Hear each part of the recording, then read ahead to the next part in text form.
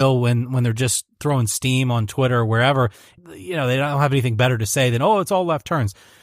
These guys can drive cars. I mean, so left turns, right turns, it doesn't matter. They've gone to Sonoma. They've gone to Watkins Glen for years. They've raced in other series and done road courses. NASCAR needs to look at how this race goes and consider adding more of this type of thing to the schedule. If you look at F1 racing, you look at even when IndyCar goes to some of the more interesting tracks, it's really good TV. It may not be great for the fans who are there, but NASCAR attendance is so far down anyway. What's the difference? We've talked about NASCAR needing to move to a different model. These types of courses are great on TV. They move the needle because they're interesting. So is it in the right spot in the schedule? No. But do they need to add more courses like this? Absolutely. I think this and short tracks is the future of NASCAR. Well, it's definitely not fair, but from a fan standpoint, which is how we cover sports, it's great for us. Now, the one caveat I'll throw in is sometimes with NASCAR, when things get hyped up, they don't always live up to it. I don't know how many times that you hear about, oh, we're going to Bristol, they're going to this short track, they're going here, and nothing happens. Or you hear about, oh, these guys, they don't like each other, and they're starting side, and everybody minds their P's and Q's, and everything is fine. So I always kind of go into these with a little bit of tempered expectations. The only thing with this, Eric, is these guys have struggled by themselves in test sessions to keep the cars on the track. They haven't even had a practice where they've been trying to pass each other. Then you're going to throw another 35 or so of them out there and put them side by side in double file restarts to start these things.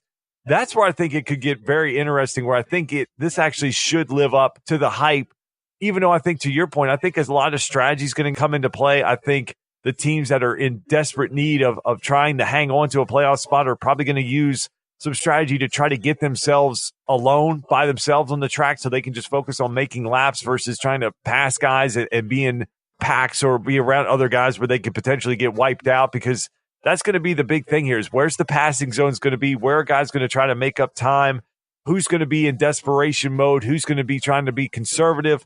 There's a lot that goes into play here and then you've got 4 guys essentially locked in that are just going to be going for playoff points. So that's where I think this could get very interesting. But again, I do have a little bit of me that is trying not to get overhyped and trying to kind of keep my expectations dampened, because I've been burned before by NASCAR, Eric. I think that's a great point. And speaking of hype, there's a lot of hype going into another event this weekend. And as a Penn State Nittany Lions fan, Justin, I'd be remiss if I didn't mention it, because after a tough win in overtime, week 1 of the season against Appalachian State, Penn State has gone on to absolutely destroy Pitt, Kent State, and now Illinois, their first Big Ten matchup. So here's the problem. Now they really go into the meat of their schedule this Saturday facing Ohio State. You've got a 4-0 Penn State team ranked in the top 10 in the country, but they've got to play number 4 Ohio State. So I'll have my eyes on that. Justin, is there anything that you're getting pretty excited about in the week ahead? Well, I'm excited about Thursday Night Football. I think that could be the game of the week. And again, you have a Vikings team coming in after just being absolutely embarrassed. And you've got the Rams team that's coming out frustrated with having to play on Thursday night. So a lot of things in play there early this week, where you get a potential NFC championship matchup in week 4 on a Thursday night. So I'm definitely going to be glued to that, because I think that's going to be a good game.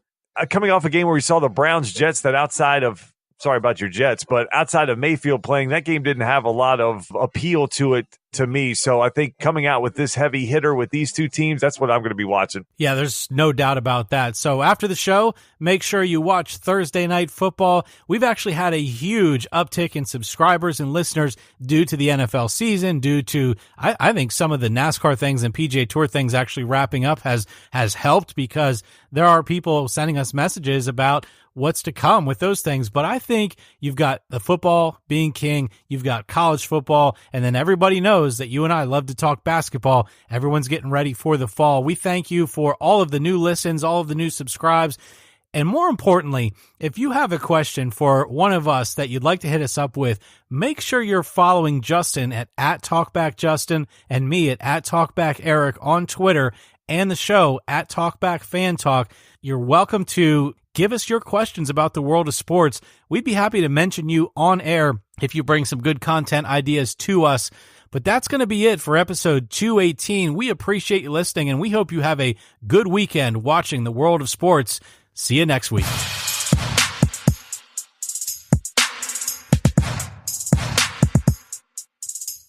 Thank you for listening to this episode of Talk Back.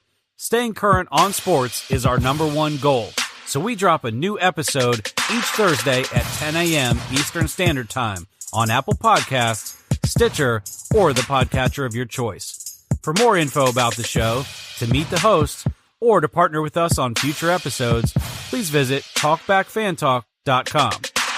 We really enjoy hearing your take on the world of sports, even when you disagree. After all, this show is dedicated to you, the fans. So get direct access to us on Twitter using @TalkbackJustin and @TalkbackEric. Check out our corporate feed on Twitter and Instagram using the handle @TalkbackFanTalk. We hope you have a great week. We'll talk back at you next time.